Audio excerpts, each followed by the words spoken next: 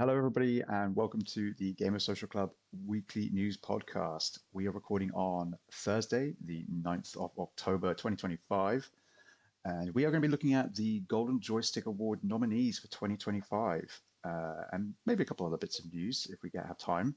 And yeah, of course, I am your host, Harry, aka Knavish Crayfish, and we are running a trio today. A couple of the others are taking a break or are very busy with life, and thus you've got the three of us. And with me today, I have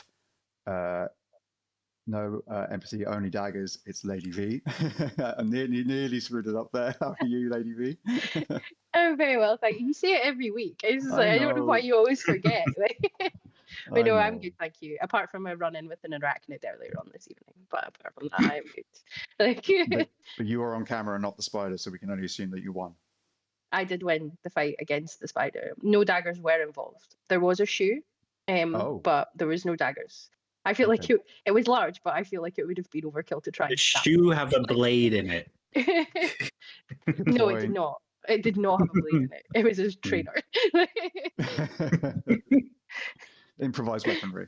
Yeah, Fair enough. it was the Fair enough. closest They thing got to all me. kind of shoes now.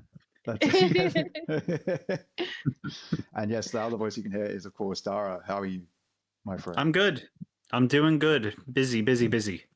Excellent, excellent. Well, yeah, we have been very busy here over at the Gamer Social Club, and of course, we are just a few members of that team. We are a ragtag bunch of unprofessionals who love video games and want to share that with all of you over at our website, www.gamersocialclub.ca. We are also on socials over at Twitter and X. You can find us at gamer_s_c. And then over on things like Threads and Blue Sky and Facebook or wherever else at just Gamer Social Club. We are a gaming outlet that covers video games through news, reviews, previews, interviews, editorials, guides, and anything else we can think of. You can find out all our written material over at the website. And of course, this is our YouTube channel. If you are new here, we have two current running shows, which are, of course, the weekly news pod you're watching right now, which comes out every Friday. And you also get the Gamer Social Club Girl Pod with Lady V and Candy, another member of the team, every Monday. So you have that to look forward to as well. We also slap up guide videos when we get around to doing those. And we're going to have some other bits coming out towards the end of the year that you can look forward to. And we'll get to those when we're closer to that time. Three things you need to know about us as a website and as a team in general. First and foremost, we are a grassroots independent site fueled by our own passion and love for video games, and I want to share that with you. Secondly, any game that we review, every game we review, we will see through to the end. We will watch the credits, and if we can't do that for whatever reason, we will play it as much as we can before we give you our opinion and score and thoughts on the game. And finally, we run all of our news through a rumor-free filter. So everything you hear from us, you can be sure is factual. It is the case at the time of reporting, and we will do our best to update it going forward with the story. And we do not get mixed up in social media, hearsay and things like that. That's not what we're about here. We will only give you what we believe to be the facts as they are. So yeah, that is pretty much everything to know about us at the site and as a team. If you like this video today, please leave a like, and if you have anything you'd like to share with us, any feedback, any comments or answers, any questions we may leave for you guys, drop those in the comments below. And yeah, if you'd like to see more of this sort of content, then consider subscribing to the channel. I think that is the rigmarole done and dusted. And with that, we will move on to our first segment, as we do every week, which is what we have been playing. We of course always know what each other is playing, but I know that Dara and I have been spending a lot of time with a particular game that, of course, released yesterday for people now listening and watching this, if you're watching it on the day, and that is Yooka-Replaylee. And I really want to hear more from you, Dara, about that, because, of course, I'm still kind of currently playing it because I'm doing all the guides, which are going up as we speak. So I would love to hear what you think. I know your review is up and I have looked through it, but again, there's always bits that either don't make it in because you haven't got enough time, or you may have thought of it after the fact or something like that. And yeah, I just want to kind of get your lead into your review, shall we say? So well, Well, basically, what I said in the review, and that I mainly kind of stand by, is that I think that this is the game that people have really wanted from Yooka-Laylee since the Kickstarter happened, I think in like 2015 or so, like 10 years ago. Indeed. But yeah, no, it's exactly a really, really great follow up to the old 3D platformer collectathons of Rare's days, like Banjo Kazooie and Donkey Kong 64. In some cases, better than some of those because I'm not the biggest Donkey Kong 64 fan. But it's a great game. It is leaps and bounds better than the original, in my opinion. And I know that you're a fan of the original. It's not a diss to the original. I liked a lot of elements of the original, but to me, there was this sense of wanting them to, I guess, you could tell because when I spoke to Gavin Price, he said this that they had some difficulty during the development of that game. It wasn't easy. It was a Kickstarter game. I feel like a lot of the big projects from that kind of era of spiritual successor Kickstarters just were kind of, they weren't put in a good position to succeed, even the bigger ones like Shenmue 3, just because like that level of production on tight budgets and tight deadlines is just kind of a recipe for disaster. I don't think the original Yooka-Laylee was a disaster, but it definitely was, in my opinion, very flawed. This one is just pretty much, they looked at everything. They looked at every criticism I think they've ever received for that one and systemically gone through and rebuilt the game from the ground up to ultimately just be, I think, what I think is a better experience. What production value wise is just so much sharper than the original, and definitely benefits from having something to base the experience on. And yeah, I think it's a great game. I gave it an 8.5. There's a couple of issues, kind of, I played the PlayStation version. There was a couple of performance issues. There was like one or two. I didn't have any bugs with my experience, but there were some elements where I kind of felt a few of the design issues from the original hinder things ever so slightly. But far and away, I would recommend this to anybody who's like a collectathon 3D platformer fan, especially because like it's a very good production value for the price that it is as well. Mm-hmm. Yeah, I completely agree with everything you said, and I agree with everything you said in your review as well. As someone who backed the original and was hugely invested in its release and just production development and everything because of what it kind of stood for as a spiritual successor, not only to obviously Banjo Kazooie, but kind of old Rare in a way, N64 era Rare moved with Playtonic, obviously, the developer of the game. And being so aware of that and being such a big fan of them, I was like, well, I'm going to continue following Rare with their journey through on Xbox and go on to enjoy things like Sea of Thieves with them. But at the same time, I get to have Playtonic making the Banjo 3 you never got sort of thing. And yeah, you're right. Like you can tell playing the original, like absolutely they were hampered by certain things that held them back and made it difficult. And again, they were kind of along with a couple of other people, they were sort of, leading the charge on this whole sort of, hey, we're not AAA exactly, but we're kind of aspiring to be more than just the little indie games that you're getting on Kickstarter. So you have them alongside like Igarashi, Igarashi. Koji Igarashi. Yeah, thank you. Yeah, doing Bloodstained, of course, the spiritual successor to Castlevania Symphony of the Night and that sort of thing. And again, another example of like one where constant delays and things like that, not because they were doing anything wrong, but because they were just like, oh, we can't be sure of what we're going to be able to do. And we've never done this before, so we're kind of paving the way in front. We're laying the track down as we're on the train sort of situation. But yeah, I absolutely loving this new version of the game.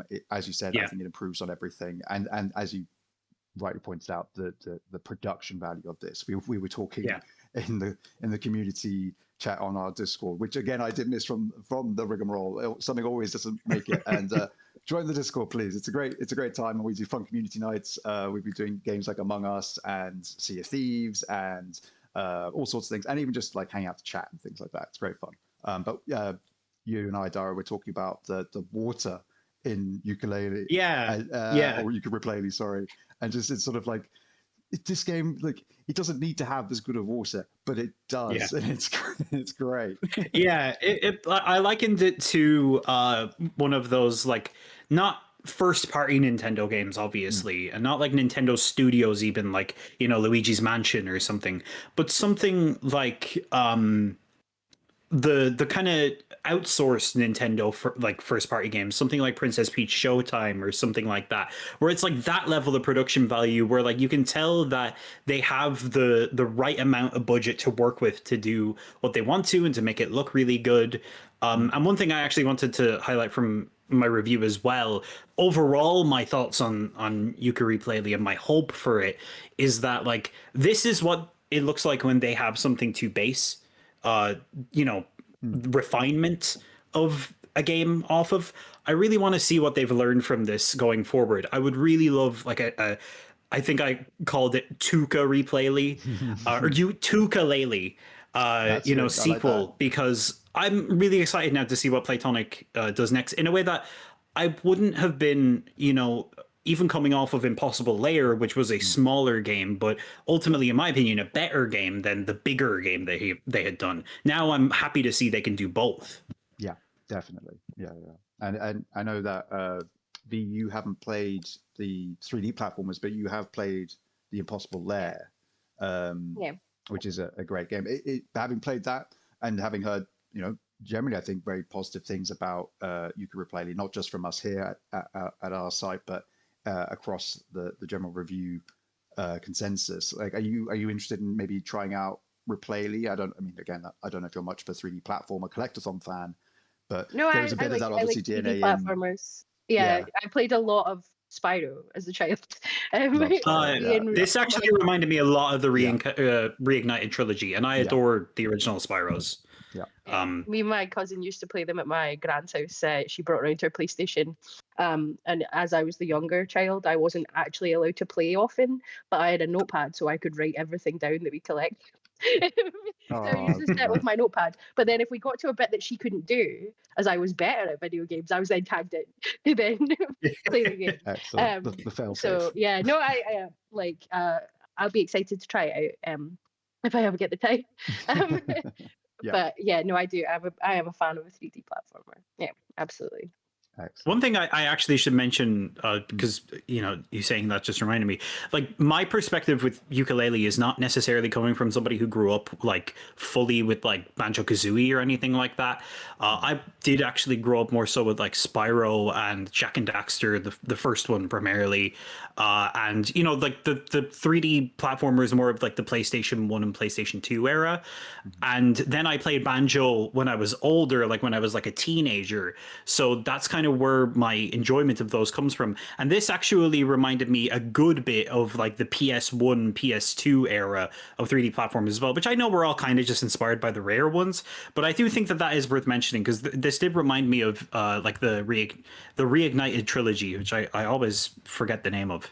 Yeah, that's a great trilogy. It's another great remaster, and I agree. Like, I think those quality of life changes, those improvements they've added to the game, as well as even just the new content that's been introduced. That the each level, I think, is not only really well designed, but also they're interesting to explore. They're exciting to Yeah, explore. It doesn't feel like you're yeah, just being dropped into like a sort of empty infinite plane with just like points of interest, and you're just like, I can see yes, everything I'm yeah. meant to explore from any point on the map. There's no real need to kind of actually adventure. You can just pick points and be like, I'm going to go look at that. um Yeah, one of my problems with the first one, the original, is basically that you would get dropped into a level and kind of just have to go places on your own volition mm, to kind of find the rewards. In this one, I think it's mainly just through the introduction of coins. They yeah, actually find a way to like guide you throughout the level the way that you would get guided in Banjo-Kazooie with like the notes, and that just makes the whole flow of the game come together for me, because that was one of my big problems with ukulele one. Was I basically, the levels were massive and you did kind of have to motivate yourself to go and explore them as opposed to the game just guiding you through.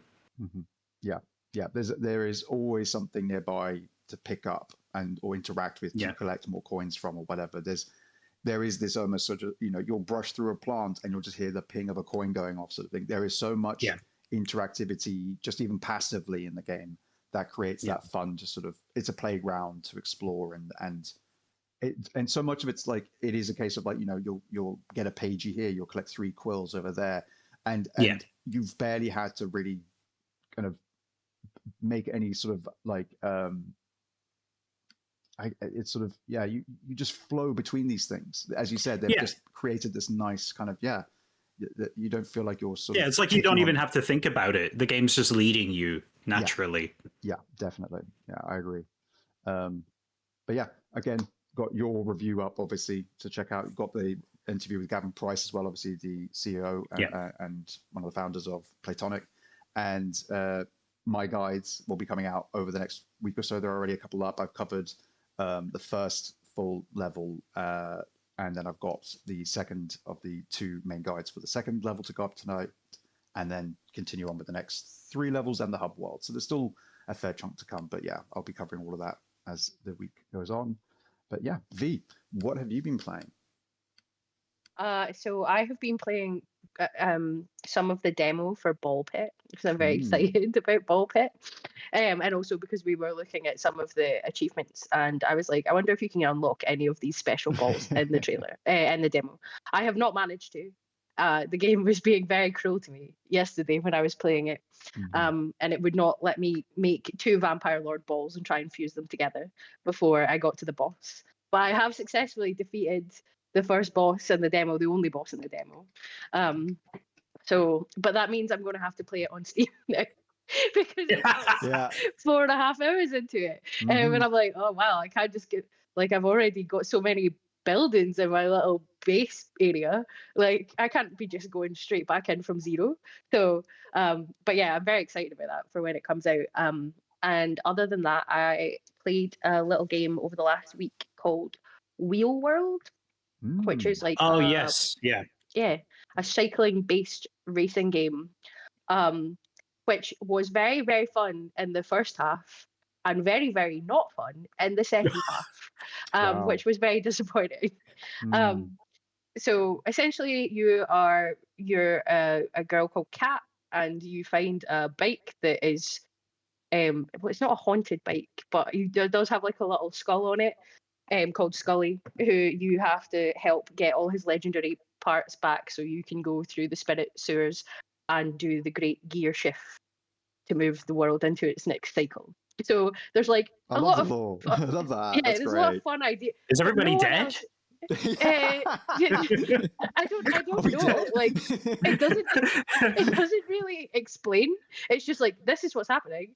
Go race people for bike parts, and it's like, okay. So the first area of it is sort of like very French, or like Italy, like it's very like Tour de continental France kind areas. of, Like, so you're like going around some like little farms, there's a vineyard, there's like a forest area, and then finally like a little city area where you're racing people to get tokens and stuff and upgrade your bike.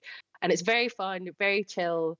It wasn't a huge amount of difficulty, even though I'm not amazing at racing games necessarily. But yeah, you definitely had to like switch up some of the parts for your bikes for certain routes, to up the handling or up the grip and things like that in order to win the races. So it was really fun. And then you defeat all of the racers to get the legendary parts back. You go into the sewer, and then you end up in like this place called the Wasteland, because it is obviously a commentary on corporate culture and how it ruins things and how wasteful people are. And I understand, and I agree. This is not where my criticism is. My criticism is it wasn't particularly difficult, and I'm not complaining necessarily about difficulty, because I play difficult games for fun quite frequently. But it just got really janky. Like the first like 30 races you do normally in the overworld area are fine. Like if someone collides into you and stuff like that, then you get like knocked off and stuff, and it sort of makes sense.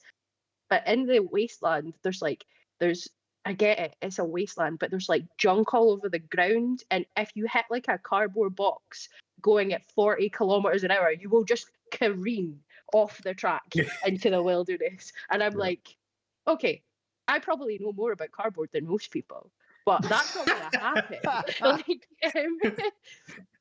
And then like you would just, the other racers would just like stick to you and then like drag you along, and then you would just like hang off into the distance. And I was like, why have you done this? Like, what happened with the difficulty in this area? I don't know. It just maybe just needed a little bit. Is it like GTA physics where you're like literally flinging off your bike and ragdolling? You don't get flung off your bike, but you and the bike just go. The bike's coming. Oh, okay. Yeah, so you have to, there's a button input to dismount. So you spend the majority of the time riding your bike. You have to dismount to like open boxes that might have bike parts in it, and you have to dismount to talk to people. But you're not walking around with your bike at any time, apart from for the one achievement that asks you to do so, and it takes fucking ages. And there's also the issue that I did have. I 100%ed it this afternoon when I got home from work. Oh, but talking about like collectathons and stuff like that, there's so many boxes that you need to find for an achievement for getting all the boxes. They're not tracked anywhere. It doesn't tell you how many there are in a region. It doesn't tell you how many are left. It doesn't tell you like where they could even possibly be on the map. There's like no hints or anything. There's roaming racers called lone wolves that you can race. Again, it doesn't tell you how many are in a region. It doesn't tell you how many are left. There's an achievement for racing them all. And you're just like, how many have I done? Because you need to find them on their route. So you could easily just not pass them while you're exploring and just assume that there's not there. And it's like, the map's not massive, but it's not insubstantial to then go back and scour it. Thank God someone had done it all on Steam. It was like an achievement guide. They made a map, because I was like, I'm not doing that. That's absurd. But yeah, it's a shame because the first half of it was really good fun. I think just needed maybe a little bit more in the oven. I know that they had some issues even over the last few months. It didn't come out that long ago, I don't think. But just like achievements were bugged, like because not all of the collectibles had actually been added into the game on launch, which is wild. And I don't really like ragging on little indie studios, but at the same time, I'm a bit like, just if you need more time to finish your game, just take that little bit of time and finish your game. Because for a AAA game, actually, it can recover from a really terrible launch. And not to say it's terrible, because it's not, but it can recover from like a bad launch. And then people will retroactively go back and say, this is the best game ever made. I don't understand why the reviews were bad when it came out. A la Days Gone, which I'm sure is a very good game, but it was janky as shit when it released. And now people are like, it's all right. Oh, I played it after the... Am I right? Like, these guys get these good games, bad reviews. It's like when it would stop crashing every 5 minutes. Like, give us a break. Like, definitely. So a little indie title just can't really recover from that. Steam reviews are also, a big factor of that as well. Like, you do kind of need to make sure those early Steam reviews, represent the game properly. So yeah, I understand where you're coming from. Yeah, and I would like to see maybe them patch it a little bit more. Don't tell me I've done it. I went to I put my VPN on to go on Imgur to find all the screenshots of where all the boxes were, because Imgur is now banned in the UK. Oh, this is the ID thing? Yeah, it's like not even. They've just stopped. They're like, we're not putting in any of the stuff to double check anyone's age, so we're just going to block it in the UK. And we joke quite a lot actually on the podcast. It's like, don't be mean to us. We can't watch porn. I can't even look up fucking achievement guides on the internet. All right. Yeah, achievement guides. Okay, I get it. I'm just over here in Ireland judging you. I just wanted to look up the location of a box on a map. No can do. Ridiculous. But like that there though, where you're talking about is like with the no tracking of anything in your game, Yeah. especially one which has all that stuff in it, whether it's the lone wolves or the parts, the boxes, whatever it might be. Like There are 71 of that's those a- lone wolf yeah. riders, and there's no tracking. That's That's wild. crazy. Yeah, immediately if your game has double-digit amount of things to find in your game should have a checklist of some sort, some form of tracking. Like I think it's a game design cardinal sin to not have any tracking stuff in your game, basically. Your game can still be about like finding yourself. Absolutely. Hell is Us, great example of a game that was all about doing that. You could still track everything that was going on though. Just give me an idea of what I'm up against. That's it. No, that's absurd. And it's one thing I'd love to do is I think Adam did an article either earlier this year, maybe late last year, I can't remember when, that was like pet peeves in video games. It was achievement pet peeves. Was it achievement pet peeves in particular? But we think we might have done more than one, but we definitely did an achievement one because almost everyone was like, stop putting multiplayer achievements in games. Yeah. That's true. Oh, the servers are shut down. No, you're not getting any of those. Fuck off. Nope. Not even on a separate list. Like, nope. Okay. But I'd love to do an episode of the podcast something like that where we do like the gaming design cardinal sins. Like, what can you not have in your game? Like a lack of any sort of tracking is definitely one of them, I think, for sure. Yeah. So unfortunately, I don't know if I could recommend Wheel World if you are looking to 100% it. Yeah. That's tough. If you are not looking to 100% it, it's fine. It's a shame because actually I had a huge amount of fun with like the first half of it. Yeah. Like, and I don't even like cycling. I was just like, this is super chill. The music's really fun. Like, it was just a fun little game to play for a couple of hours. And then like 15 hours later, I was like, I hate this. This is terrible. I fucking hate this. Well, doing this. Yeah, it's ridiculous. Well, that's a shame. That's why I have been playing. Yeah, but at least other than that, you have had a chance to play some good stuff as well, which is nice. I like Ball Pit is very good, and I'm not going to say it's not very good, but I'm going to need the gaming industry to stop bringing out like really addictive roguelikes because I have a problem and you're not helping.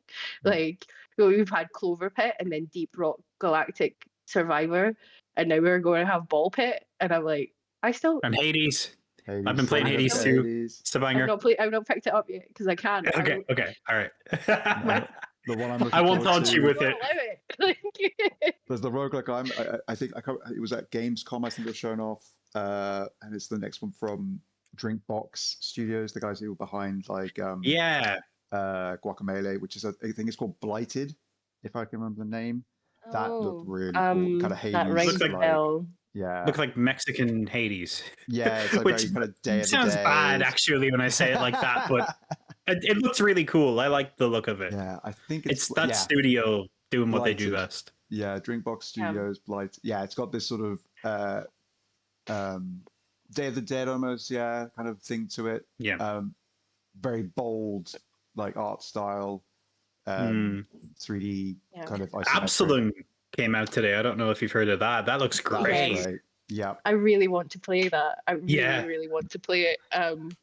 I can't. I'm not going to open Steam. I'm not going to open Steam right now. It's another busy day of releases today, actually. Yeah, because again, I think Carol was today as well. Was it? Or was it yesterday? It was, and tomorrow is Dreams of Another, which I also reviewed. That's right. Yep, that's another one that you reviewed. Yeah. We had Mark reviewing and then doing a bunch of guides for that game, Soper, Tale of the Stolen Potato. Which looks super cute. Like, it looks very cute. I didn't realize how good that game looked. Like, I had no idea, and then I saw a trailer for it, and I was like, "Oh wow, this looks really fun." Definitely gonna check that out. And we've been playing some Shape of Dreams, which is another ridiculously addictive roguelike. Check that game out, people. Everyone should play. Yeah, really good. And recently they had that. They had a great announcement, which was that I think what was it? I think they hit another milestone in player count, didn't they? There's a ridiculous amount of people playing it. Yeah, trying to find the announcement. There we go. 500,000 downloads. 500,000 people have downloaded the game. and it's only on Steam at the moment, isn't it? It's not on consoles or anything like that yet. Yeah, it's only on Steam. Yeah. What's it called? Shape of Dreams.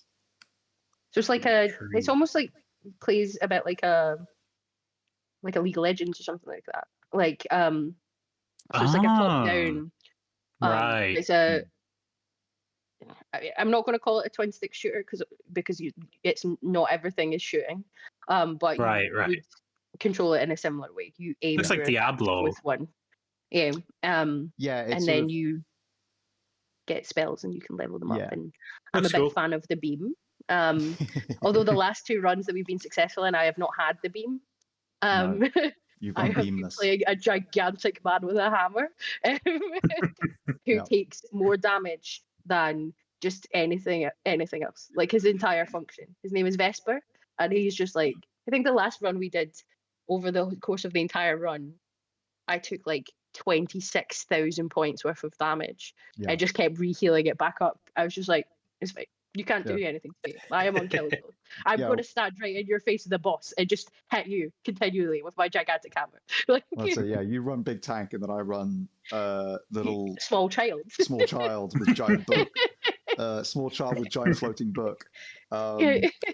Freaking what would win? Coughing baby or hydrogen bomb? Yeah. Giant suit of armor or child with book. But you do significantly more DPS than me. Yeah, with your floating book. I mean those are the. But again, like that's the cool thing about the game is that you can pick your other moves along during a run, and you can build yourself in so many different ways. Like I kind of started doing a lot of like passive healing for both of us, which isn't like what the character's designed for. Beam. And I had the beam as well. Yeah, the beam does passive healing. That's what Well, that's it. Yeah, it was all part of it. And I had like an AOE thing I could drop down and all sorts of stuff. So yeah, it was great fun. It is really fun. There's a lot of again replayability in that as well. 8 characters like champions to pick from, 4 base ones and 4 you can unlock. Really cool world design. Like the different worlds you go to are really interesting, and been having a good time with that. I think if you want to, there's each of the characters have a different like difficulty level associated with them as well. So if you want like an easier time, you can play an easier character and not feel overwhelmed. Because we did very well even in the demo on our first run. I think we got up to like the 4th boss or something like that, just playing through with default characters. So even though there is meta progression, it's not so grindy that you feel like, oh, I'm never going to get anywhere until I fail loads of runs to then come back and grind up my character. If you're pretty strategic with your spells and stuff on the run through, and you pick a character you like playing. I never would imagine myself playing Big Bonk, but I'm quite enjoying Big Bonk. He corrects every 4th move, and things just explode, and it's very fun to watch. Great slow down, like the effect that happens whenever you do a crit. It's great. Yeah. And this is out or is it out today? A company called Lizard Smoothie came out. Lizard Smoothie. Yep, came out tail end of last month, I think. It was. Okay. Oh, it's been out. Okay. The 11th of September is when it came out. It was, I think. We've been playing it on and off. Yeah, and it is currently available for £20.99 here in the UK. Very positive on the reviews on Steam with over 2,500 reviews. So yeah, one to think about if you're looking for something else to play with your friends. Definitely one that we'd recommend. But yeah, that sounds like we've kind of covered most of what we've been playing. So why don't we get into our main topic of discussion, which is going to be talking about the Golden Joystick Awards nominations for this year, because they have announced them. You can now go and vote. So we highly recommend that. We'll probably drop a link down in the description below. Anything, again, we talk about today will be down there. So please go and check that out for all our articles, as well as anything else that we might be talking about. But yeah, let's dive into that, shall we? Has everyone got them sort of up in front of them in some capacity? Or yeah, I got them. Yeah, cool. We don't have to run through all of them, but there are definitely 1 or 2 that have stood out to a couple of us, and we're just like, interesting. This is gonna be great for me because I'm currently in the midst of planning Game of the Year content for us. So Exactly. I'm gonna just be taking notes this whole time here. Perfect. That's well, it. first point of contention. Oh, How are we nominating Mario Kart World for Game of the Year? Like, I don't think the was- Game of the Year nominations are out. though they have PC Game of the Year, they have Console Game of the Year, and then they have Ultimate Game of the Year. Yeah. So The Ultimate Mario isn't Kart out yet, World- though. yeah, it's not out yet, but Ultimate Okay, Game, all right. Console Game of the Year has Mario Kart World. Yeah. So yeah, can you give us the nominees? Let's hear them all and then see who it's For stacked up Console against. Game of the Year. Yeah. Is Donkey Kong Bonanza, Monster Hunter Okay. Wilds, Ghost of Yotei, Death Stranding 2, Sonic Racing Cross Worlds, and Mario Kart World for Console Game That's of the a- Year. I would like to give some context about how they categorize Console Game of the Year, because this is the thing that I wanted to talk about. Because they do give context for where not necessarily where the nominees come from, but for the thing. And I think that they probably need to give more context as to why things were nominated. They come so- from my dreams. They came to me. These nominees came to me in a dream. Got I made anything that else to exact do? joke last night. It's like Twin Peaks. Yeah. Oh, Sonic Racing Cross World for best Whoa. console game. It all makes sense now. Yeah. Oh my So, goodness. Console Game of the Year shines a spotlight on the finest PlayStation, Xbox, and Nintendo titles of the last 12 months. Fine. With a special focus on exclusive games from first and third party studios, which I fundamentally disagree with Yeah, that is as a weird. concept. Mhm. And also, Mario Kart World? Really? Like, Yeah. Yeah. this is So- also coming off the back, the PC Game of the Year. Almost everything apart from Peak on that list is available on console. So despite the fact it's supposed to be Yeah. PC only experiences or games that are more catered towards PC, Silk Song apparently, we are just not putting any exclusive PC titles in the PC Game of the Year. But there wasn't enough exclusives that came out this year, apparently, that we're having to put forward fucking Mario Kart World for a Game of the Year award. Like, That is actually really weird because, yeah, they put an emphasis on the console exclusives, like from the first parties, and then the PCs is where they put the third parties, mainly indies actually. It's just strange because you would really want all of the first parties to be kind of firing on all cylinders, and yeah, I guess. Yeah, like I don't really think Mario Kart World should be up for any kind of Game of the Year award either. Maybe in like the racing field, I kind of understand it, but I do think this categorization is very strange because then you have like a scenario where like one of the most regarded games of the year, and I know that this isn't the ultimate Game of the Year category, but like Claire Obscure isn't on either of these because I guess it doesn't really meet the criteria. It's not necessarily a PC game, but it's not a first party game, so it's at a disadvantage in that one. yeah. It's Yeah, very, I think it's very strange that the focus would be on first party and exclusives for console Game of the Year. That just Yeah. seems very strange to me. Also, Monster Hunter being there is funny because you can't put that in the PC category because the PC version's so bad. But I think even in the console category, I'm not necessarily sure even Monster Hunter fans would push for it to be there, just because it's had such a mixed reception. Oh yeah, absolutely. and that's it. It kind of with Mario Kart World being there, it already opens up the sort of like the Mario the Kart weak World points in it. fans, I need you to know that I don't dislike Mario Kart World. I just don't think it's like amazing. Like it's not as good as Mario Kart 8 Deluxe, and you can't argue with that. I'm sorry, you just can't. Like,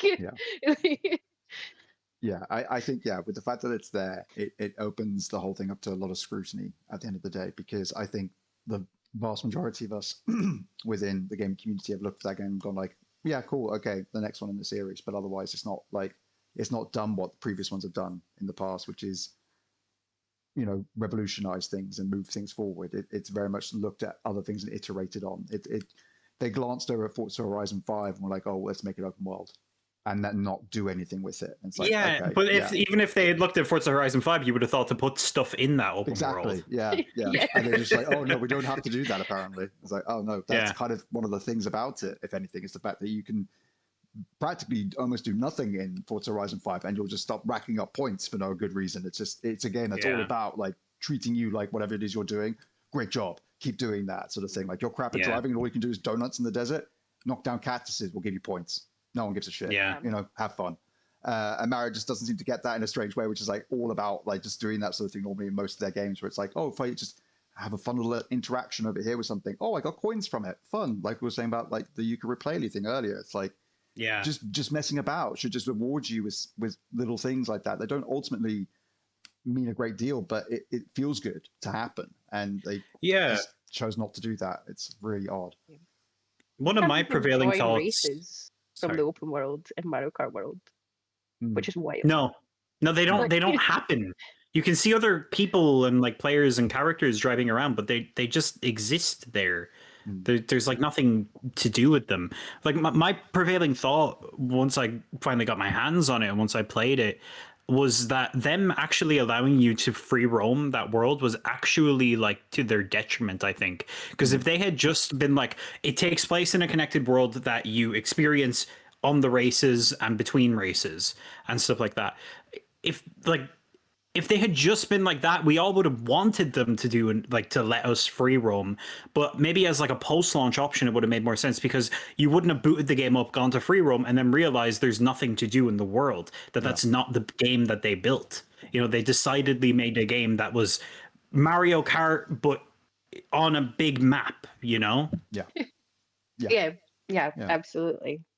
Instead of picking your race, which I know you can still do, you can still pick it from menus, whatever, but it's also like, hey, you can now approach it in the vehicle. It's like, okay, that doesn't do anything. Even if there was a place on the map you could go and like, okay, now you're doing the red shell cup or whatever they're called. It's so baffling. I don't really understand any of it. Or the fact you can't just go up to where the tracks are to do like a full race in them individually. Because so many of the tracks you only get one lap of the circuit at the end, because the first 2 laps are the intermission part. Which is mostly driving in a straight line down a motorway. Which kind of takes a lot of the fun out of what I play Mario Kart for, which is swearing at my friends continually. Like, don't get me wrong, I love knockout tours. That's the peak Mario Kart experience. And again, take anything I have with a pinch of salt, because I have not yet played the game. I've only ever seen people playing it. So this is all based on what I've seen. But like, I feel like when you describe something like that, of just like, the between moments between races of like, going down the motorway to the next track, like, to me, I feel like that's such a like perfect opportunity for a studio like Nintendo to do what they do in some of their games, where you have these moments. They're not like poignant or anything like that, but it's have a period where like it's every racer, it's every character on the highway with you.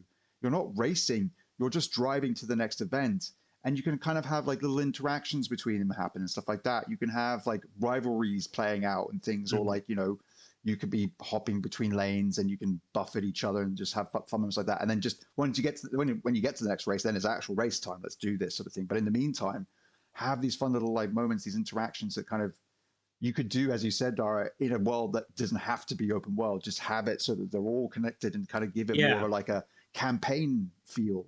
You're actually in a tournament and you're traveling with your competitors to the next track, and you're building rivalries. You're shaking your fist at Peach because she bumped you in the previous race, and now you didn't get first place. She did. Bullying me since I was a child. That's why I'm shaking my hand. You know what I mean? Like, do that sort of stuff. And I feel like you could have added so much more character to a game that ultimately otherwise felt, as you say, like pretty empty, because it's just like, there's nothing happening here, and if there is, it's like tumbleweeds. It's like, great, cool. One of the most frustrating things about that whole thing is that it's a game that individually they charge, I don't know what it is in pound, but it's €90 for a physical copy of it.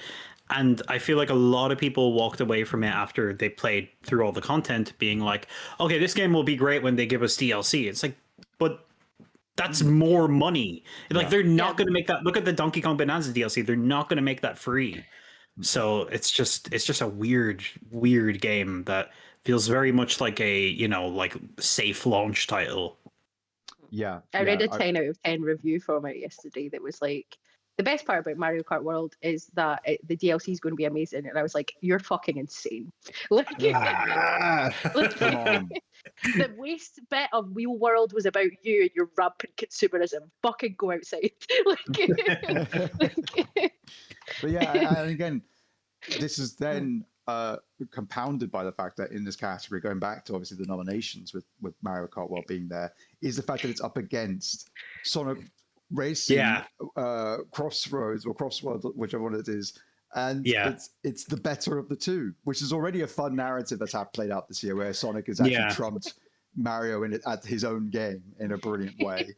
But now they're in the stables next to each other for this race, and it's just like this looks really bad in a weird way on both the joysticks nominations process and also Nintendo in a strange way, because it's just reminding you of like, oh yeah, Mario Kart's in for the console game of the year alongside the game which is clearly better.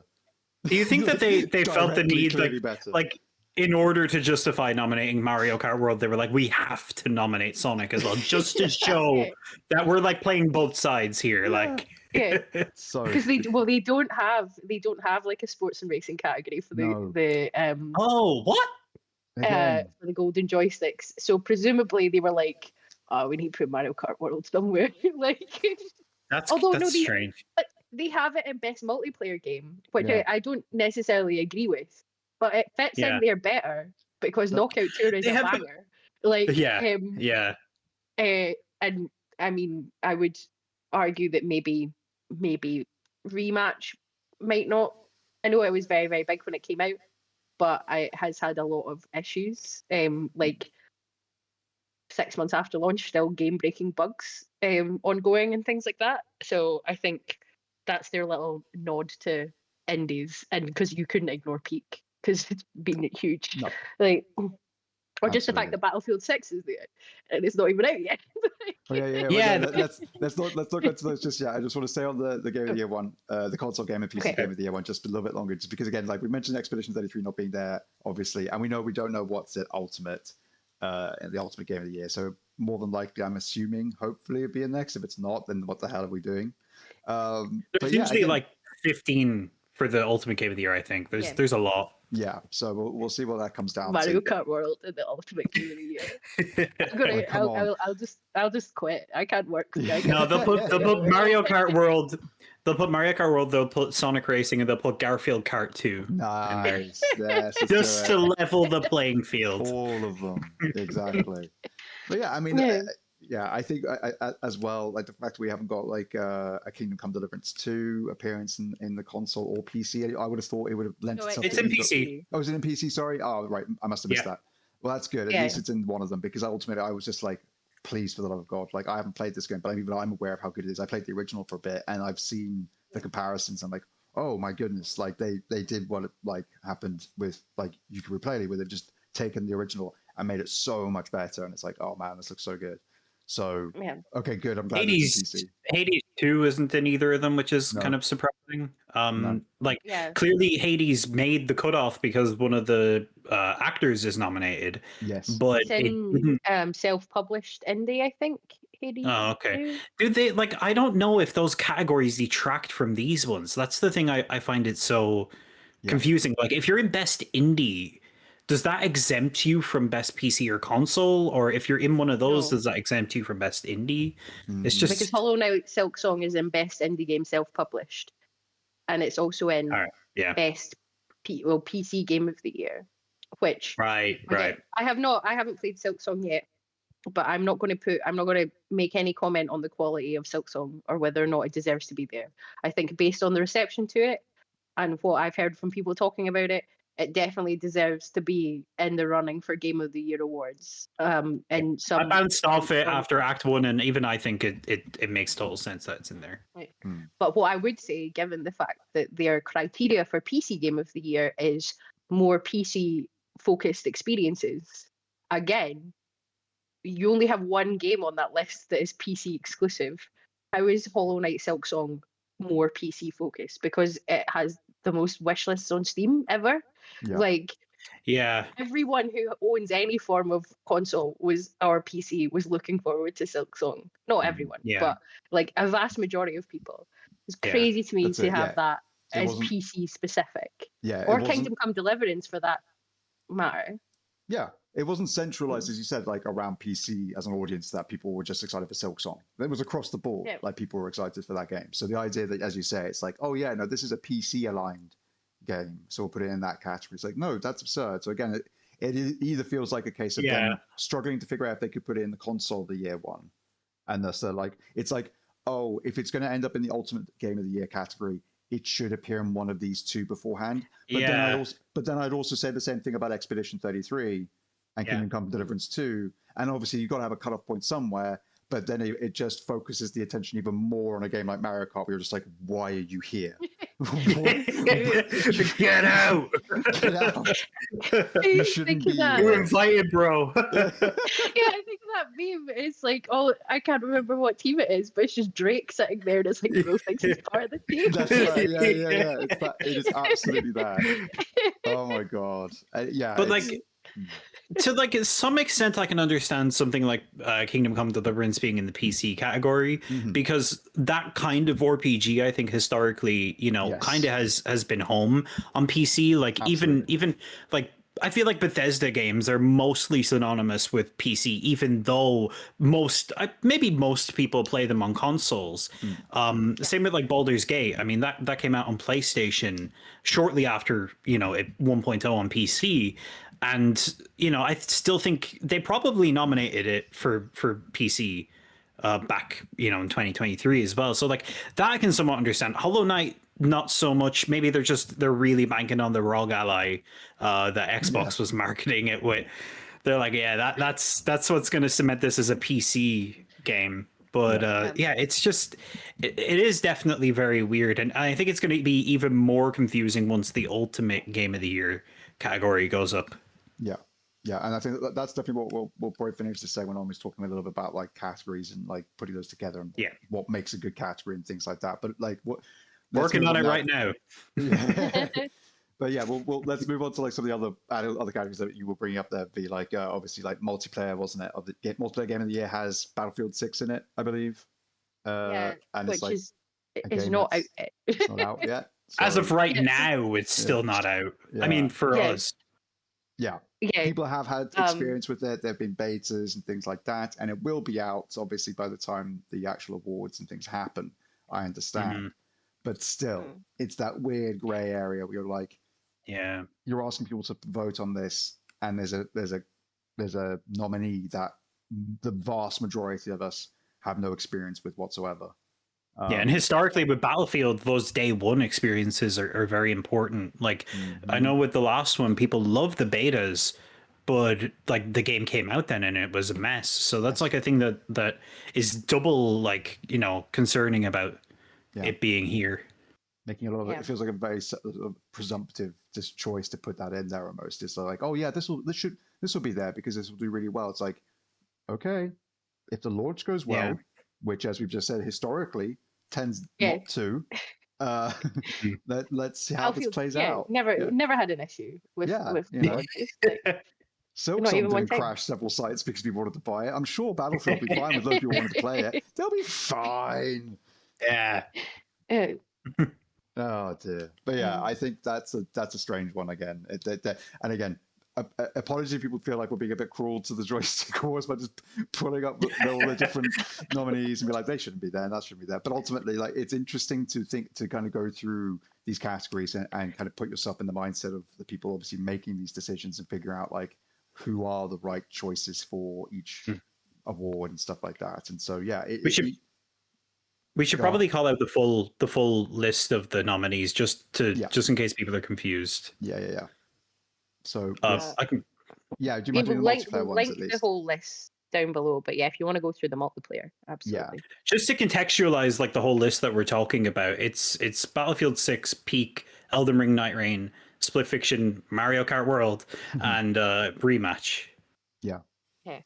So it is kind of a weird. It's an interesting group because I actually appreciate the fact that obviously it's quite diverse in the first place, which is cool, and also a lot of it is obviously like fresh IP as well. It's not a lot of sequels or anything like that. You know, you've obviously got Peak in there. You've got Rematch. You've also got Split Fiction. Yes, Split Fiction. Yeah, it's a mix of co-op and competitive, which Yeah. I'm not necessarily sure is always a great idea, but yeah. Yeah. And again, it sort of compounds the whole thing of like, yeah, do you want to then do a multiplayer co-op or PvE and PvP? You know, do you go down that route with things like that? It's tricky. I mean, the fact they were willing to do like a whole like PC but console game of the year thing, like if you're making those sort of decisions, it feels like you'd be willing to kind of break things up a bit more and have other categories to represent genres that otherwise aren't going to get covered. So don't shove a racing game into a category it probably shouldn't but be in. Instead, have a sports and racing. If you can't do a full just racing category, do both of those. As much as I hate that as well, but you know, do what you can to put these things in the right spots for them. But I recognize that, like, I think Night Rain and Peak in particular are definitely I would imagine the runners with this. Am I going too far to say that? Split Fiction was really big, I think. I guess Rematch was as well, but I don't know. I guess there's these issues at Rematch. I don't know much about it, but Split Fiction was. I mean, I think in like the media space, Split Fiction definitely got a lot of love. Yeah. Absolutely. I think the only thing that Split Fiction might suffer from just in this category is the fact that it, as you say, it's like it's multiplayer versus co-op versus the different experiences that are there. Yeah. So it's like a very specific experience that's a linear story-based game that people will have played and loved on release, but people may still be playing something like a Night Rain or a Peak, and thus it's like it's a one and done. More fondness of it. So because have any of the Joseph Fares games been nominated for multiplayer at like the Game Awards before? I mean, they're 9 times out of 10 they're in the Game of the Year category. Yeah, as rightfully they should be, because they're usually bangers. I'm not sure. I can't say for certain. I'm checking now. Yeah, if you don't mind doing that, Daire. Yeah, again, you're right though, V. Like when we normally see them, they are for things like Game of the Year, and then like I guess like adventure game, maybe, or maybe like family game. Or like storytelling or something like that. Yeah. But it won both. It won both for the Game Awards and Golden Joysticks the year it came out in Best Multiplayer. Wow. Okay. Yeah. Interesting. Well, then in that case, with that sort of history as well, then it kind of makes sense that Split Fiction's in it for the joysticks, and it probably means actually it'll be there maybe for the Game of the Year awards again. Oh, I'd imagine, because it's a long list. Yeah.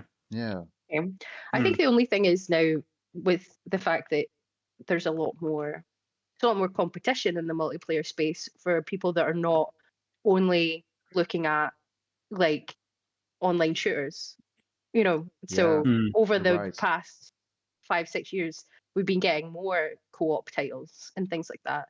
But like this year, it feels like the co-op space has just went mad.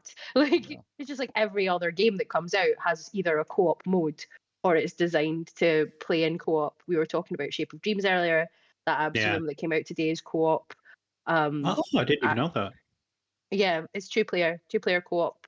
And it's like a roguelike beat 'em up sort of a thing. There's just so many games now that are more focused around having a good time with your friends, which is obviously what the Joseph Fares games are designed to do.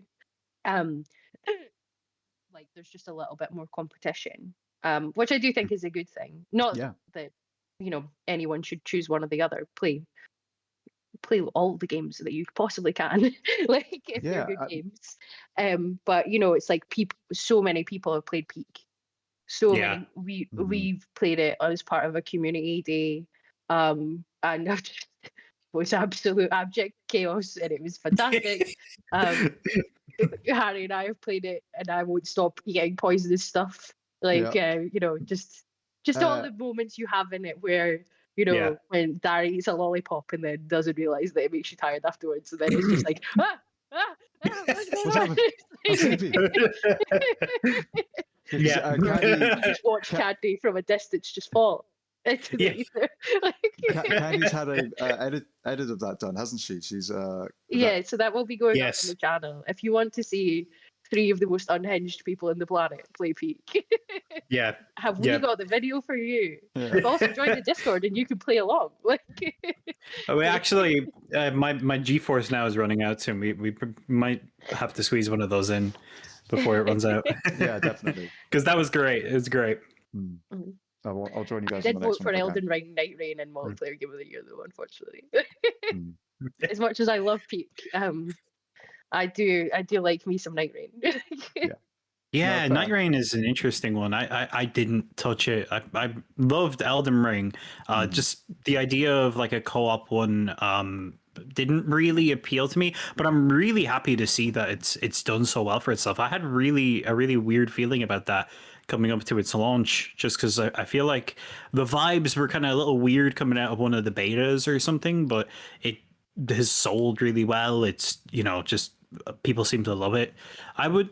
I think a lot of people saw Elden Ring attached to that and were like, "Oh, that's going to be like a Game of the Year contender." And I'm not sure it's quite there, but definitely in terms of multiplayer games, I'm happy to see that it's like in contention here. Oh yeah. I'd agree with that, definitely. And yeah, I think to your point earlier, V, as well, that what we've had to deal with a lot of time in the past with multiplayer games up until recently is the category kind of taken up with, as you said, like shooters of different varieties, and then the occasional like racing game or maybe a sports game making its way in there. But otherwise, it's like different types of shooters. Either it's a team-based multiplayer shooter, it's an extraction shooter, it's a hero shooter, whatever they might be. It's a bunch of different first-person shots with a barrel coming out like this, and that's all you've got to go on. But then you look at a list like this, and again, as we said, like over the last few years, like we've had other games that are either focusing on that cooperative experience that are like getting into those categories now and showing that breadth and variety of games. And often it's because of things like, I think, again, we'll be talking about it for decades to come, but like the lockdowns, COVID, the isolation elements of it, people playing community games like Among Us and that breeding it to make things like Repo and, all these other ones that are becoming huge now. People are playing like kind of those sort of like, I know they call them like friend slop or whatever it is, like, but just games where you play with your mates and have a fun time. And it's not high octane in the way of like, but like it's not about being the best. Like the focus, as you said, is not about being the best. It's about just having a good time. And thus, like you've got all these different sorts of games coming in now, and Elden Ring, Night Rain, Peak, and all these other ones as well, which just kind of show off the variety, the breadth of what you can have with a cooperative experience. Which up until now, if you're an outsider looking at the Game Awards, like, oh, what do you play for multiplayer? Oh, you just shoot people. Like that's it. That's all your choices: shooting people, racing in a car, maybe, or football. Like those would be your 3 choices of a multiplayer experience. In that respect, I feel like that's kind of maybe why Battlefield is here, even though it isn't out. It's actually the only shooter here, right? Mm-hmm. I may as well have thrown in the new Call of Duty if we're gonna shoot for games that aren't out yet. Yeah. But there's not really been any. I mean, I'm probably not the person to talk about this actually, but we've had shooters, but we haven't had multiplayer shooters. We've had like Doom. We've had Doom. We've had Adamfall. We've had those sorts of games, which are great because they've been actually games that are focused on that single player experience, which was something that we were all getting a bit annoyed about them drifting over, being like, oh, multiplayer. Like, no, don't add a multiplayer to everything. Please stop it. Yeah. And so we've actually had fewer probably multiplayer shooters this year, all in all, maybe, than we've had in the past. And again, a bunch of the ones that we did have just did not work. Killing Floor 3, Payday 3 as well was a nightmare. Splitgate 2. Splitgate 2. Yeah, like the list of bombs on the first-person shooter multiplayer run is I thought Splitgate 2 made shooters great again. Yeah. You believe it if you read the hat. Yeah, you believe it. But yeah, we can call that slop, but I don't agree with the term friend slop. I think that we have to think of different words to call things. Yeah, no, I think it's. I don't even think it's meant like derogatory. I think it's just kind of it's a generalization. I think, or something. I still don't like it as a term. I think it devalues the work. Yeah, it's like put in because it's not too far removed from like AI slop. Yeah. Exactly. And it's just like we don't have to take on every random term that a YouTuber starts saying and then start calling. I'm not going to start calling Metroidvanias I like knew you were going to say this. I Hollow knew Knight you were going likes. to say And that. I'm not going to start saying Metroidbrania either. You know, words are important, and you can't just fucking say whatever you want and then just expect me to say it alongside you. Hey, You can say it, but we're I not just all fucking Shakespeare, all right? Calm down. okay, yeah, because just not calling everything slop is akin to Yeah. Shakespeare, apparently. No, you're absolutely right. 100% agree with you on the Metroidvania front, on the friend swap thing. I used it because it's the term that's obviously become popular for describing games like content warning and that sort of stuff that came out in the subsequent years. But ultimately, yeah, like they definitely better names for that sort of stuff. Absolutely. But yeah, I think people have finally cottoned on to the fact that it's a really hard, the multiplayer first person shooter bubble is very hard to break into, and finally people have started to like probably pull back a little bit away from that and start looking at other sorts of cooperative experiences or multiplayer experiences, and that's what we're seeing a bit more variety now in the nominees, which is kind of cool. Yeah. Should we move on to another one of the other ones that we thought was kind of an interesting one was Studio of the Year? Yes, we did think that one was quite interesting. Oh yeah. I will read out the nominees for Studio of the Year and then give some context as to how they do that category.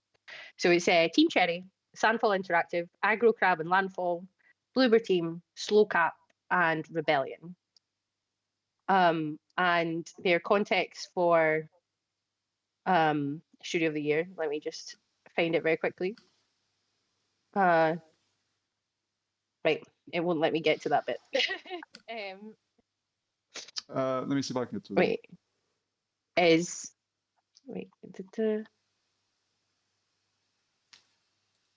on its face, without knowing the context, I don't hate this list. I don't actually dislike this list that much. Interesting. I take issue with at least one of them. I think I know which one, but yeah. Yeah. So Studio of the Year Award celebrates the development team or studio of any scale that has produced exceptional titles or updates over the last 12 months, setting the bar for technical best practice, community management, and studio culture. So I think there's that studio culture one I think is very important when thinking about like Team Cherry, because I don't think you would necessarily be nominated for Studio of the Year for putting out a single title, even though that title is a very, very good title. Yeah. The community management and technical best practice thing that confuses me is what is Slow Clap doing here? Right. Yeah. I hadn't even thought about that. Yeah. Because Rematch has been plagued with bugs since launch. Most of them are not fixed. Right. And the majority of the community is very upset about the fact that it has received no content updates at all since it has launched. So what? I didn't even know that. Yeah. Yeah. Well, it's still buggy. People are complaining. I spend a lot of time on Reddit. It's probably not a good idea, but I did also go on the Steam forums and stuff like that to have quite a look at it, just to be a bit more informed, rather than just espousing things that I found on Reddit. But yeah, there's like lots of community forums and stuff like that about Rematch, about the fact it's really difficult to get into a match. Sometimes when you get into a match, the game crashes, and it seems to be a frequent issue. The devs are not really communicative of like when things are going to get fixed. Again, they've not added any new content, so there's no new modes or anything. And I know they're a small developer, and again, I don't want to be going down on indie developers at all, but I'm confused as to why they're in this category, and if it's just there because they are an indie developer of a successful multiplayer title of the year, and whether or not the people that put together the list actually looked at the community management or looked at some of the issues around this game and before they put it forward. Like, that is a weird one, because it's like to say that like, you know, the category is also for like good culture as well. It's like realistically, we don't really know the culture of any of these studios unless there's something that I'm not privy to that like the Golden Joysticks is. I think that's kind of a weird thing to put on the category as well. It's like, you know, we hear all the time about studios that you would think are otherwise, you know, very, you know, good places to work or support their staff and stuff like that. We hear all the time about them coming out of nowhere and just, you know, having, you know, horrible layoffs or horrible work culture, stuff like that. You know, there was the stuff recently with Annapurna, which I think caught a lot of people by surprise and all that. So I don't know, maybe that's looking a little bit too deeply into that part of it. But yeah, the slow clap one is definitely interesting. I thought you were going to point out Aggro Crab and Landfall being Oh, interesting. there as one. Now, I think that they like I am glad that they were nominated because Yeah. obviously knowing all the stuff that happened with they had to cancel one of their games and then Peak was a side project that obviously blew up and now has been really successful. And also they made another Crab's Treasure, which Aggro Crab did, which is a great game. Yeah. But it's two teams that's being put there. Now, that's not to say they shouldn't be, but it is. I just thought that stuck out a little bit.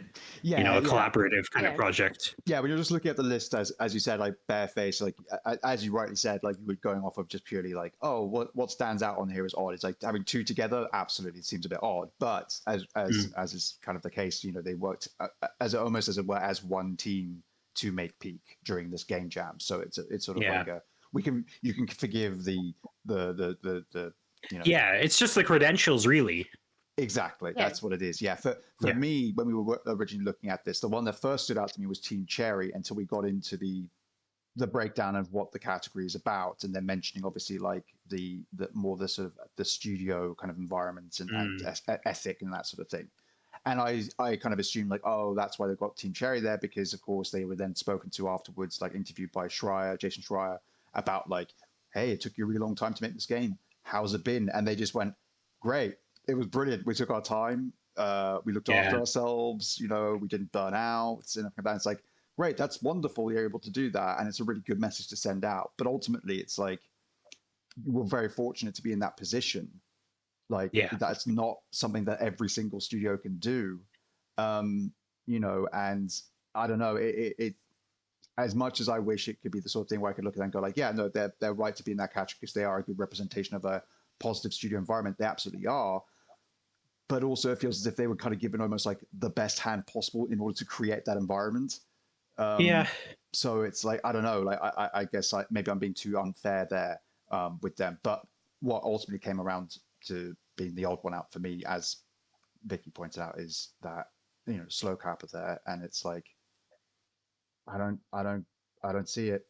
I could appreciate everybody else being there for good reason. The one that doesn't make sense to me that's not there, considering the fact that Rebellion is with Atomfall and Sniper Elite Resistance, is Obsidian is not there, and you're like, they had Avowed and are about to have Outer Worlds 2. And they're not there, you know. And that to me is like another case of like slow claps here for some reason. I don't know why, and I can point to because others. Rematch was big on launch. I guess, yeah, you know. And actually, to be fair, from what I've heard, like when it works, it is a very fun game, and I don't want to. I'm not. Absolutely, it is. But like you said, there are still plenty of technical issues, as has been reported. But I literally was flicking through Steam reviews as you guys were talking about it, and not only that, but it's the egregious amounts of monetization. You know, you have to pay for the game because it has an actual price for the game, and then there is a season pass, and then there is also a real money store. And I think a lot of the fan base is just like, this is too much for a game that has too many issues with it. You're prioritizing monetization over stability and that sort of stuff, or at least that's the impression that fans are getting, which is leading to its mixed reviews, stance, sort of position on Steam and things like that. So it's like this. It doesn't. It also, again, it's a case of also it doesn't reflect great on the Golden Joystick Awards. If anybody spends a little bit of time doing a bit of research and realizing like Slowclap doesn't seem to be doing a great job of actually representing this category. Are you sure you want to have them here? Like, what are we doing?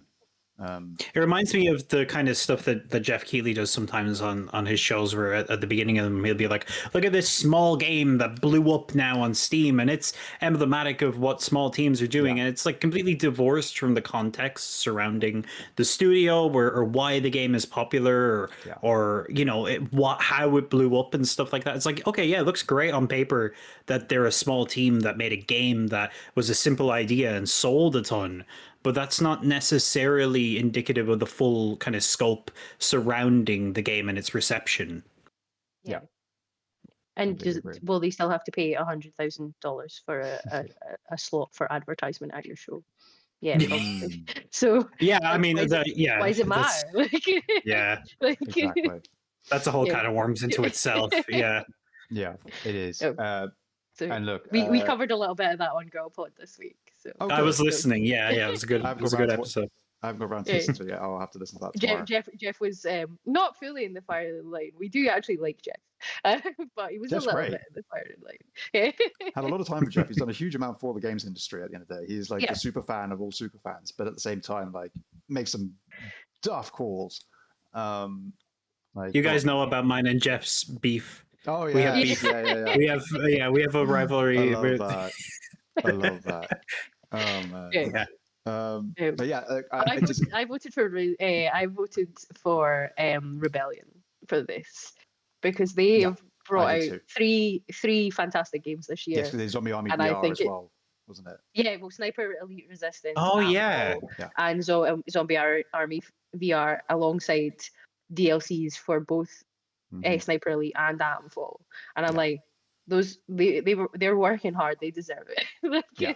I think I could see the argument for Bloober. I know they're like the biggest team here, probably. I voted for Sandfall just because I think that Clear Obscure is an insane achievement for their kind of debut title. But I could see the argument for Bloober team because I mean, you know, in the span of 12 months, they shipped Silent Hill 2 remake and Chronos, The New Dawn, and both of those were their first games to ever feature combat, so they did have to size up a good bit for both of those projects. Like, those are their biggest projects yet, and they've both been received very well. I haven't played Chronos myself yet, but I'm looking to. That's great. And you know, they overcame like a lot of, you know, criticism, and they overcame a lot of you know, caution and trepidation, you know, when they were working on Silent Hill, and now with Chronos, you know. But you know, but they overcame a lot, and I think, you know, it makes sense there. But again, I don't know the culture at the studio, so it even feels a little weird to say that, you know, like on paper everything looks great, but like, who's to really say? It's a tricky one to call, as you say, because mentioning it, culture and all the rest of it, we don't know enough about that. But you have to go on, I guess, what you feel, the vibe of the studio. Yeah. I'm also not trying to accuse them of anything. Yeah. No. But like, that's it. And again, I'm with you on that. I think this nominee feels very much akin to sort of like this is your redemption arc. Like, for a while, you were kind of a dog that got a good kicking every once in a while when you put out a game, and everyone was a bit like, oh, this didn't quite work out, did it, with the Medium or the Blair Witch Project game or something like that.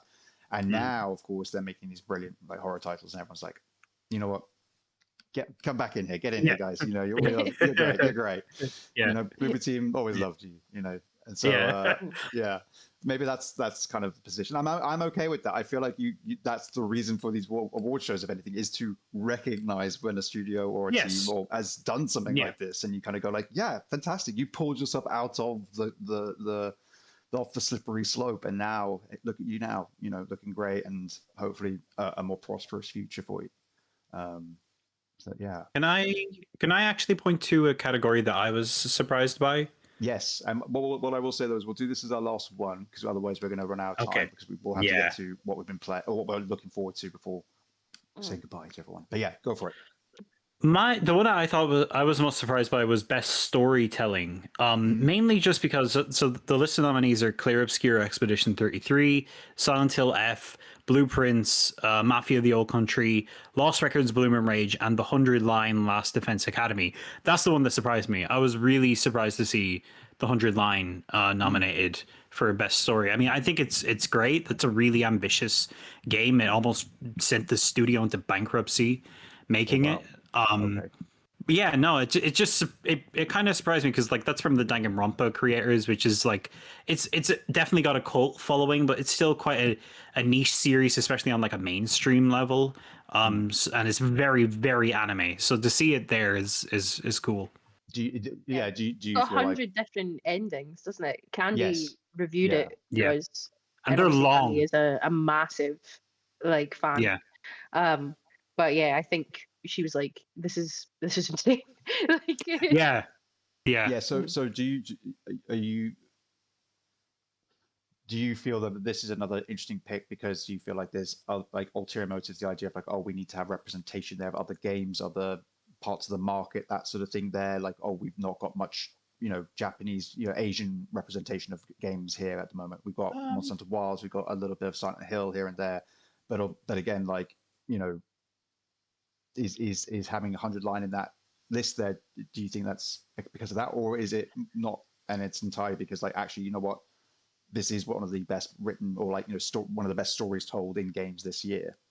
Yeah, I would actually say it probably indicates them having their finger on the pulse a little bit for what people are into, because one of the things that surprised me a few years back was when in this same category for best narrative at the Game Awards in 2020 they nominated 13 Sentinels, Aegis That's right, Rim, yeah. which is a game I loved. I reviewed it for a previous outlet. I gave it a really high score. I love that game. And I was shocked when that got nominated for best narrative, because it's like justice is being served. It's like, oh yes, we're recognizing like the game that really really deserves its time in the sun. Obviously, it was up against Last of Us 2. It didn't have a hope in hell of actually winning, but I was really happy to see that it got nominated. And this is a case here where like maybe it has a shot. I don't necessarily know. I don't even necessarily know that it fully deserves the shot. I only got like two of the endings, and I wish I want to play more of it.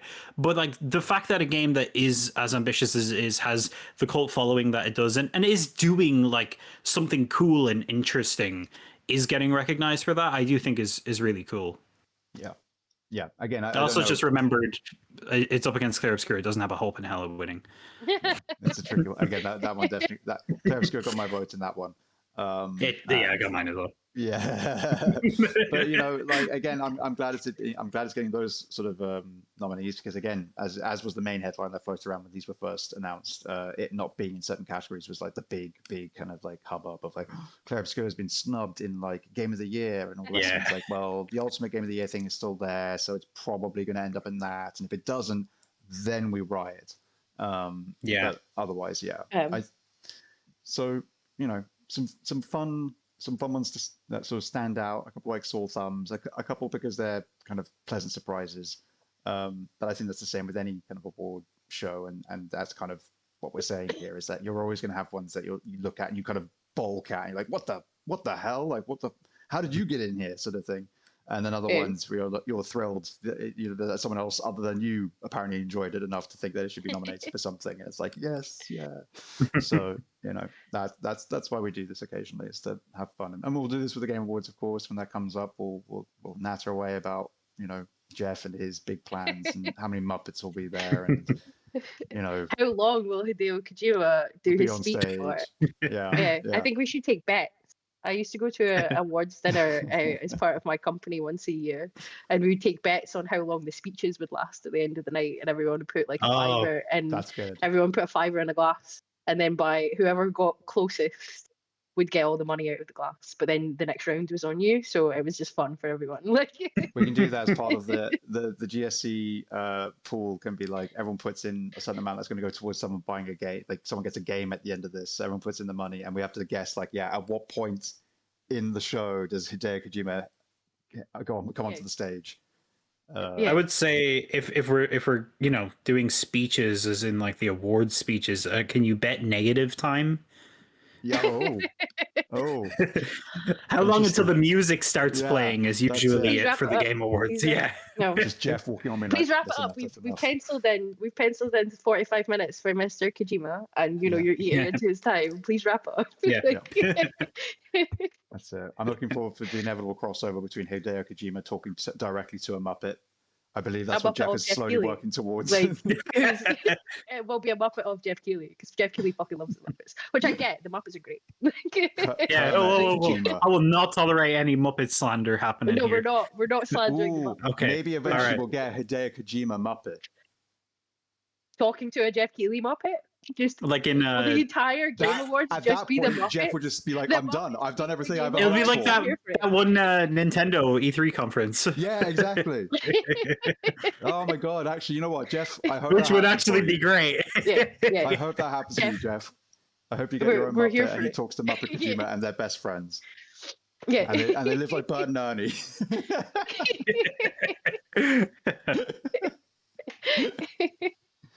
Oh dear. Right. Let's wrap up this episode, shall we? Let's look to the future. Well, more of the future with the sort of games that we're looking forward to. Has anyone got a pick they want to announce straight away? I've got one. I can't remember. I remember what I said last time. I think it was Ghost of Yota, if I remember correctly. So I'm ready with mine. And somebody else wants to go first. If you're ready, just go. I'll go for it then. Yeah, go. Yeah. I am looking forward to Little Nightmares 3. You know, I am a big fan of that series. Yes. Big fan of that series. I loved 1 and 2. I know it's not made by Tarsier Studios anymore. I'm aware that they are working on Reanimal. I had a chance to play that Gamescom. I had a great time with that. So yeah, I'm looking forward to their own game as well. But Supermassive Games working on Little Nightmares 3. Had a chance to play that last year at EGX at London. Again, really brief, like 10 minutes there, but that was fun too. And yeah, I love this. I love the series. I love the vibe, the art design, and all the rest of it is so cool. All the creatures and characters and the environments and stuff. And I'm a sucker for a game that has like a cool achievement list of like, figure out like what all these weird interactions we want you to try and piece together and like, find all the little secrets and stuff without it being like an obvious, like it's over here. Like you've really got to spend some time with that game to find it all. So yeah, excited for that one. I haven't got a pre-order or anything like that, although I have been eyeing up the Mirror Edition. I am a sucker for a steelbook, and it's got a really nice one. And I think I've got both the first and the second games ones, if not at least the second games, which is very cool. So yeah, that is what I am excited for. Little Nightmares 3, which is out very, very soon. If not, maybe tomorrow, the day of this will go up. I can't remember. Yeah, it comes out on the 10th. There we go. Mhm. So who knows? Maybe I'm playing it now. I won't be. I'm still playing Yooka-Replaylee. Who is next? Who is excited for something coming up? Well, I'm actually excited for something that was inspired by Little Nightmares, which is Qumran, the Yes. Wandering Spirit, which I also played at Gamescom and was very, very good fun. So it's made by a super small team. I think there's only like 7 people in the entire team, but it took its inspiration from Little Nightmares, and it's based around Thai folklore because it's made by a team out of Thailand. It is very ambitiously releasing on the same day as Little Nightmares 3 as something that takes inspiration from it. But I think that it looks super fun. The bit of it that I played at Gamescom was very fun. And I've actually never played any of the Little Nightmares games. So I'm not really going in to compare it to anything. I'm just going in because I had a super fun time with it. And there is we have a preview coverage from Gamescom up on the site. So if you're interested in it and don't want to shell out immediately for Little Nightmares 3 as soon as it comes out, I'm pretty sure giving this as a tiny indie title, it'll be a lot easier on your wallet as you save up for the other games of October. Indeed, that does look great. I'm looking forward to that one as well. Daire, what are you looking forward to? Okay, well, that is on my radar now. I'm also looking forward to Little Nightmares 3. I don't know if I'll be playing it day one, but I did play the demo yesterday, and I was actually surprised by it. I wasn't expecting, big things from it, because I love the original too, especially the second one. Yeah. But yeah, it's definitely back on my radar now. I don't necessarily have something coming up in the immediate future that I'm looking for. I will try and cleverly use this to plug my newest opinion piece, though. on Silent Hill, and I'll say that I'm looking forward to the future of Silent Hill. That's what I'll say. Because yeah, that was kind of just me exploring kind of the history of the series, post kind of, you know, the cancellation of Silent Hills, and, you know, Silent Hill F, and how good that is and how much I'm loving that, and just the way I think it really brings everything back on track, and kind of carves out a new path. And now, hopefully, going forward, I think that there's it now stands as kind of the thing I think they can pull from and use as kind of like, okay, this is what distilled kind of Silent Hill in terms of its bare essence and its kind of core, when you really boil it down to the things that matter and that, you know, are truly honoring the past of the series. This is kind of what we can take and push the series forward with. So I'm looking forward to the future of Silent Hill, and I finally think Konami is kind of on the right track with it. I've even crucified Robbie the Rabbit as a sacrificial rabbit, I guess, to give us good blessings going forward, I guess. There we are. Excellent. I love that. And yeah, you're absolutely right. You've got obviously that fantastic editorial piece up there. Silent Hill needed to kill its past. So please go and check that out. It's a fantastic read. I did that. I read it before I jumped on the show, and yeah, loved it. And as somebody who doesn't have this like the biggest history with the series, I definitely want to try out Silent Hill F. I definitely want to go try out Silent Hill 2 remake. And interestingly enough, talking about it kind of mirrors a little bit what like you were saying earlier, Daire, about Platonic with Yooka-Replaylee, where it's like, yeah, Konami are taking what they know from the series and kind of doing something fresh and new with it, whilst they're handing over the reins of what is already established to a studio like Bloober Team, who can use what is already there to then build on it and make these better versions of games. So I think they've been really clever in that approach of like two-prong approach. We can focus on the future of it, and this team can maintain the legacy of it for us, which is kind of cool. Yeah, I still really want to see what Bloober Team would do on their own. You know, like I'm definitely interested to see what they'll do with 1. I think they'll take more risks with Silent Hill 1, which I think is good. I hope in the meantime that Konami finds a way to get the original games on modern consoles, just as kind of the option and to preserve them. But yeah, I'm mainly looking forward to seeing kind of what, like, you know, the future holds. There's that one from the developers of Stories Untold. It's like an indie one that's being published by Annapurna. That's I think that's next up because it was announced alongside F and Silent Hill 2. So I'm really interested to see what that is, what a small scale one looks like. But yeah, that's mainly what I'm looking forward to. Is it's just kind of the future, and now that it seems like they've got their stuff sorted out. Yeah, brilliant. Well, yeah. Alongside that piece, you've obviously got a couple of other things to look forward to or to check out from us. We've done a whole host of other reviews alongside Daire's Yooka-Replaylee one. We've got a review up for, let's see, we've got reviews for Sonic Wings Reunion. We've got one for By Sweet Carol, Sopa, Tale of the Stolen Potato, Damon Blade's Early Access review, Ghost of Yote, of course. Gosh, yeah, we've been busy. Tiny Lands, Dreams of Another review, another one from you, Daire, wasn't it? Yeah. Cats. Tiny Lands also looks great. It does, doesn't it? It was very cute. Yeah, that was, I like the look of that. Toasty reviewed that one, which is great. Zoe Be Gone review. Again, so many. Just go and check out our review section on our finally brand new redesigned website, looking very colorful, very fresh. Go and check it out. And of course, yes, we've got all these other like articles from us as well, guides for the Yooka-Replaylee from me, more of which will be coming out in the future.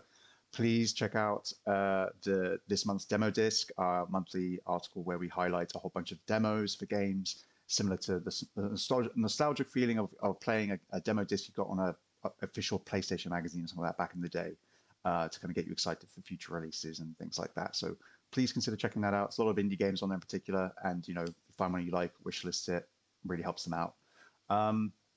And yeah, I think that is kind of covering everything that we've done. The one last shout out I will make is the fact that this is actually my second appearance on a podcast this week, and that I was fortunate enough to be invited back on to a good friend of ours and member of the community, Carrie, and his podcast to talk all about Rare probably arguably my favorite studio. Of course, it's their 40th anniversary this year, so we did a real kind of proper retrospective and kind of like talked a little about our experiences with the studio, their games, where we think they're going to go in the future. Talked a bit about Platonic, of course, with Yooka-Replaylee, all of this sort of stuff, and had a really, really lovely conversation with him. So I will link down to that as well below. So please do check that out. Great little creator and wonderful guy who has been a big part of our community, and it's always nice to hang out and chat with him and play games with him. He is one of my best Sea of Thieves buddies, part of the crew. So looking forward to playing some more of that with him as well. But yeah, I think that is going to wrap us up for this week. So thank you, both of you, for joining me, for bringing home this episode.